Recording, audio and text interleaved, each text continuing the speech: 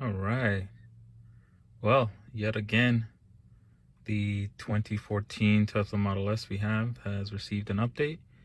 Nothing major, but I wanted to post this firmware update for everyone that is out there looking for an AP1 or has an AP1. Yes, these vehicles still get the update. A few notes to everyone. I actually did have an MCU, so that's this screen right here. Failure. It went black. Luckily, before that happened, I was able to kind of figure that it was going. System started getting slow when things were freezing, so I was able to disable pin to drive and disable the scheduled charging. And so when I did that, that allowed me to be able to actually drive the vehicle when the screen went down. So once the screen is down, you can't really drive if you have pin to drive, or you won't be able to charge if you have scheduled charging in place. So if you ever notice in your Tesla that you have any slowness of the screen, or the screen restarts a lot very often, I would say be safe. Schedule a service appointment, let them know about it. If you let them know ahead of time, also, if you were to ever get let's say you run out of warranty, because if you reported it, they should generally take care of it under goodwill as well. Okay. What is new? So let's just check it out here. So as you can see, I'm gonna go in a little closer. I am on version 10.2 2020.36.11. That's the latest one for my vehicle. There might be one newer version out there for other Model S's. But this is September 28th, 2020. So as you can see here, it's fairly up to date.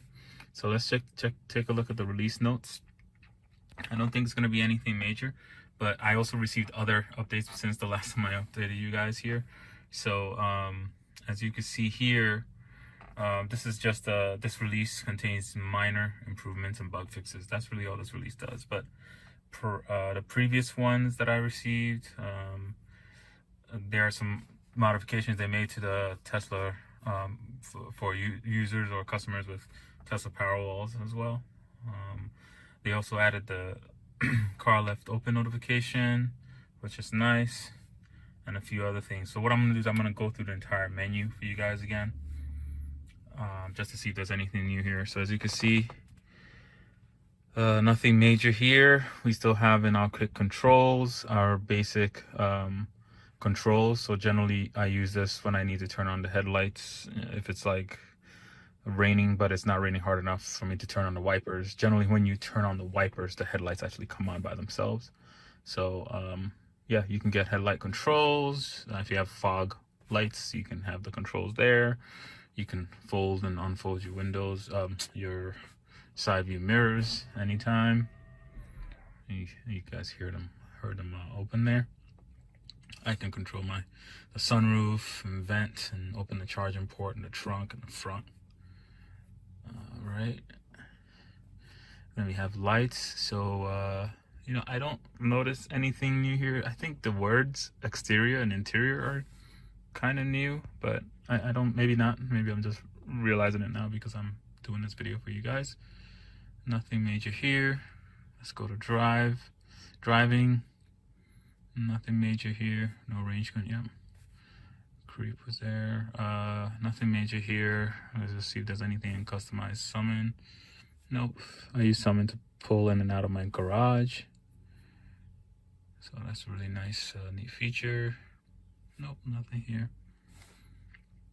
Here we go. So there's this new feature that wasn't there in the last, or maybe 1 or 2 updates ago. Walk away door lock. So basically, for example, if my wife and I are in a car with our kids, when we were home, normally the doors will lock when I walked away. Now I can do the settings here. I can enable it, and anytime I'm anywhere else except for home, it'll always lock when I walk away, which I like that feature. I also use the driver door unlock mode, which only presents the driver door. It helps saves the other doors, because as you know, Model S's, one of the biggest flaws in a Model S, I think, is probably the door handles. They have somewhat resolved it. I think I have 3 new door handles. The only one that I have that's not a newer generation is the driver door, unfortunately. But as long as you don't slam the doors, you might be able to get away with them never needing replacement. So also here you can see the car left open notification. So if my windows or doors are open, I'll get a notification, except for when I'm home. Okay. I don't think there's anything here. There's no display. Oh, this is really neat. I will show you guys. I always like to kind of share this. Right now, I am currently at 62% state of charge. This is a Tesla Model S85. As you can see here, I'll change it to distance and I'll leave it on rated miles. Okay.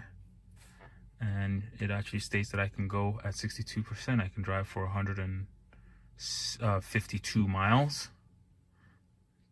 If I put an ideal, this is if all things considered, perfect roads, perfect weather, I can go 176 miles. What I really like to go off is actually the energy graph. And that actually calculates that my projected range is actually 147 miles. And that is actually, believe it or not, I actually get much closer to that. Normally I'm off maybe by 1 or 2 miles. That's normally what I use all the time when I'm driving. And I set it to 30 miles. I mean, even if you don't set it to 30 miles, it still will give you a decent average, but 30 miles gives you a very, very close one. All right, let's go. Let's actually put this to rated. Go back here. Nothing new on that page either. I don't think so. Oh, oops. Let's scroll up. Nothing new here. Trip. As you can see here, I use my trip meter for trip meter is the last time I was at a service center. I actually just got my vehicle back for getting the battery electric heater or battery coolant heater replaced. It was replaced on the warranty. I actually just got a message and I noticed that my supercharging was slow, so I will have to supercharge later. Nothing new on the navigation tab. Actually, this one might be new. Automatic navigation. This one here is if you have your calendar synced with the car, it'll automatically navigate home, work, or next is the whatever is on your calendar if it has a location. I don't use it because sometimes, especially now with I'm not going anywhere, so I don't need it. As you can see here, I've still disabled pin to drive, but it's something that I recommend for everyone to use, especially if you live in a neighborhood where you don't feel safe. Use pin to drive, and only disable it if you believe your MCU is going to die or something like that. But nothing new here on this page. All right, service. Oh, this is nice. This may have been there before as well. This is the notification tab. It just shows you all your notifications that you've had in the past. I think since the last time you restarted or something. It's kind of pretty nice. And then the last tab is the software tab. I don't have anything new here.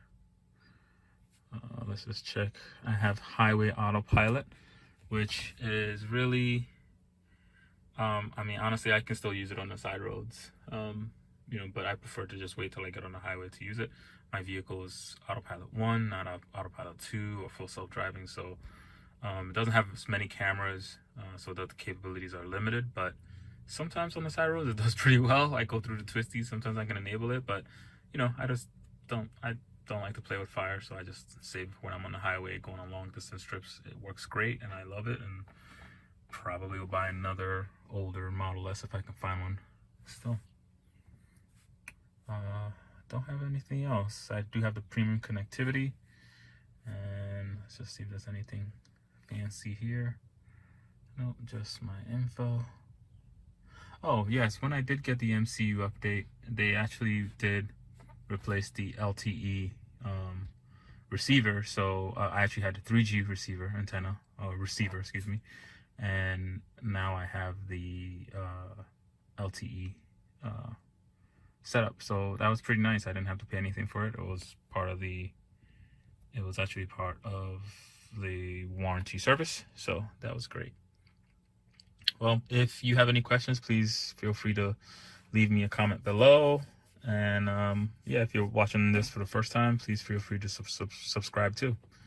I will talk to you guys later, and hopefully we'll bring you some more updates.